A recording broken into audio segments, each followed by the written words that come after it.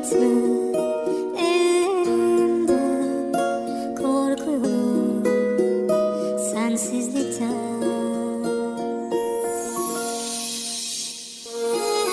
Ağzı ayrılıktan juda korkyan ezizallam ekediligim seni menden ayırmasın asmandaki ayım sen herun alyan hovan derdime derman bol hemişe yerdäki madamyandy periştem armanım ýok bolsam sen bile ölüm ýatsakda sen olmasaň ma kıyınlar bu durmuşda eşmesem de sesini günüm geçmez görmesem de günne seni günüm doğmaz ondan ömrüm senden başka yar etme ýüregim berdim saňa menden başka hiç kim düşünmez kıyınynymda her wagt bolýadyň aýanymda süýýän sözüň aýt. Her gün meni göröňde gözüm açsam seni görýändiňe gojagymda ýaşaýan umyt bilen seniň barlygynda.